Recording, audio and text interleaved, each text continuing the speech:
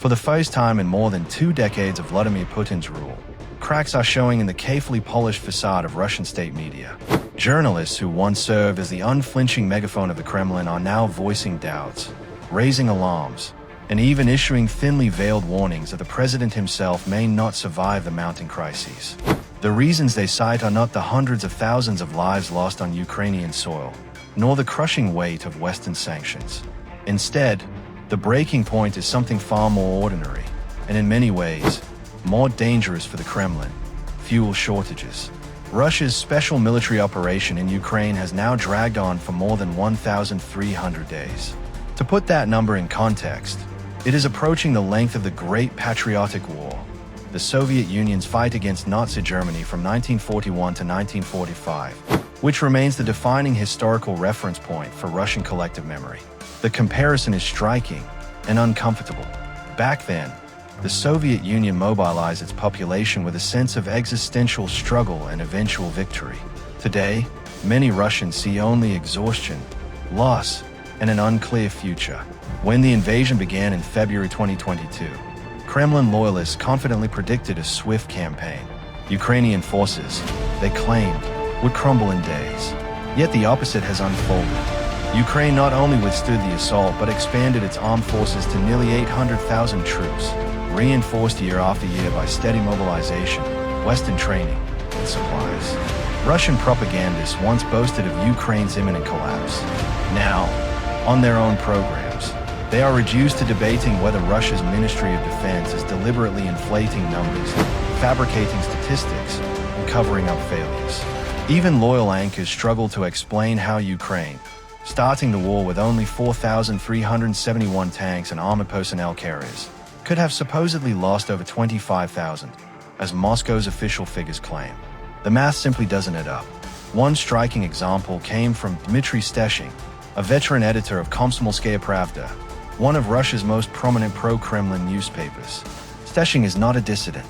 In fact, he was awarded a medal personally by Vladimir Putin for his coverage of the 2014 annexation of Crimea, a badge of honor for loyalty to the state's narrative. And yet, this same man is now warning that fuel shortages could trigger not just public anger, but the downfall of the regime itself. That such words are spoken on state-controlled platforms is a red flag in itself. Russian propaganda traditionally revolves around carefully calibrated narratives: Ukraine's weakness, Western decadence, Russian resilience. For seasoned insiders to break the script and raise the specter of collapse signals a profound shift.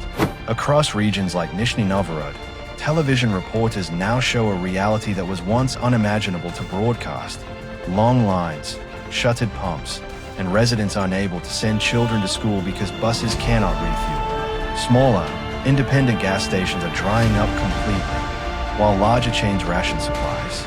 In Crimea, which Moscow touts as the jewel of its territorial acquisitions, the crisis is even more visible. Half of all gas stations in the occupied peninsula stand empty, for a region with over 2 million people. This is not an inconvenience but a social emergency. In southern federal districts, nearly 40% of service stations lack gasoline. Nationally, the official number is only 2.6%, but the figure masks the rapid spread. Maps comparing shortages week by week show the crisis spreading like wildfire from the peripheries toward Russia's beating heart, Moscow and St. Petersburg. And once shortages reach the capital, they cease to be a rural inconvenience. They become an existential threat to the social contract that Putin has built: stability in exchange for obedience. In recent weeks, reports from Moscow's own media outlets, many of them Kremlin-linked, have acknowledged that service stations in the capital are running dry. Some locations go without fuel for days, others for weeks. Prices spike to record highs. Cashiers admit that supplies are unreliable and unpredictable. Yet the explanations offered by officialdom border on farce. Rather than acknowledging Ukrainian drone strikes, the line is that accidents at oil refineries have disrupted production. Everyone knows what those accidents mean: a steady wave of Ukrainian attacks that have crippled Russia's refining capacity. Since August, 16 of the country's 38 major refineries have been hit, some multiple times. The impact has been brutal. Russian oil exports are at their lowest levels since the height of the COVID-19 pandemic, when global lockdowns crushed demand. Unlike 2020, however, Today's slump is not caused by lack of customers, but by lack of capacity. Putin cannot refine enough oil to meet both domestic needs and export contracts. Something has to give. For years, the Kremlin has cushioned ordinary citizens from the worst effects of war and sanctions by funneling subsidies to oil producers, keeping fuel prices artificially low. But the government's budget is buckling under the combined weight of war spending and falling revenues. In a dramatic reversal, the Ministry of Finance has now cancelled promised subsidies to refineries. The consequences are predictable: higher prices for consumers, higher inflation, and a deeper squeeze on ordinary Russians. Why still? Moscow is preparing to raise the value-added tax, VAT, from 20% to 22%, a direct hit on household budgets. Only weeks earlier, Putin had gone on national television to assure citizens that no new taxes would be introduced. The reversal is being noticed. Business leaders and economists describe the new fiscal plan as a war budget, one that will inevitably raise costs for companies, workers, and consumers. Inflation is already rising, eroding purchasing power and sparking fears of a return to the turbulent 1990s, when economic collapse reshaped Russian society. Unable to prevent drone strikes or stabilize fuel supplies, the Kremlin has resorted to old habits: censorship. A new law bans citizens from filming or sharing images of damaged refineries. The penalties include steep fines, designed to intimidate. The logic is simple: if the problem cannot be seen, perhaps it can be denied. But such measures are increasingly out of touch with modern reality. In an era of smartphones, encrypted apps, and social networks, restricting information is nearly impossible. And every act of censorship only reinforces the impression that the government is losing control.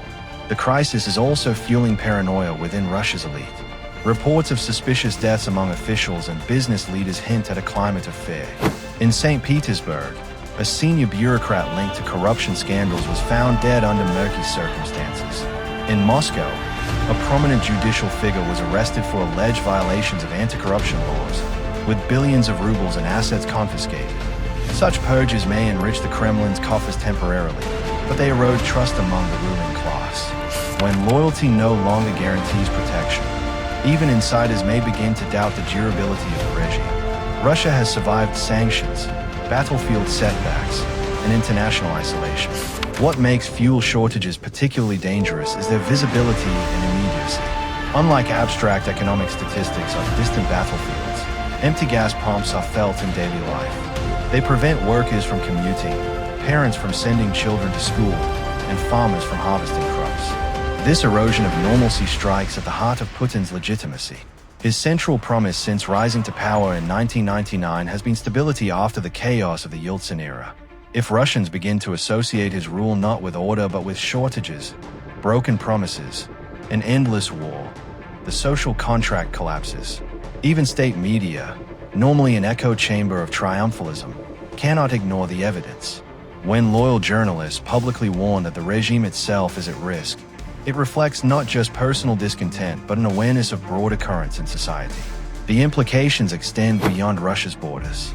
For Ukraine, the strategy of targeting refineries appears to be yielding dividends far beyond the battlefield. By striking economic infrastructure, Kiev is straining the Kremlin's ability to finance the war, fueling public discontent, and exposing weaknesses long hidden behind propaganda. For the West, the crisis offers both opportunities and risks. On one hand, a weakened Kremlin may be more vulnerable to pressure and less capable of sustaining aggression. On the other, internal instability in a nuclear-armed state carries unpredictable dangers. A cornered regime may lash out, escalate militarily, or tighten repression at home. The trajectory is clear. Shortages are spreading, inflation is rising, and trust is eroding. The question is how far and how fast these pressures will go. Will they trigger localized protests, broader unrest, or even elite defections? Or will the Kremlin succeed, as it has so often in the past, in crushing dissent and reasserting control?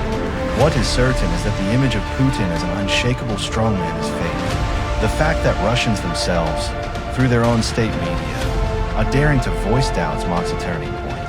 A leader once seen as invincible is now openly questioned, even by his loyalists. The fuel crisis may seem mundane compared to the grand narratives of war and geopolitics. But history often turns on the ordinary. bread lines in the Soviet Union, ration coupons in wartime Britain, or gasoline shortages in 1970s America. For Russia today, empty pumps may prove more destabilizing than battlefield defeats. And so the question must be asked, could a shortage of fuel, more than sanctions or soldiers, be the spark that finally forces Russians to demand Putin's resignation?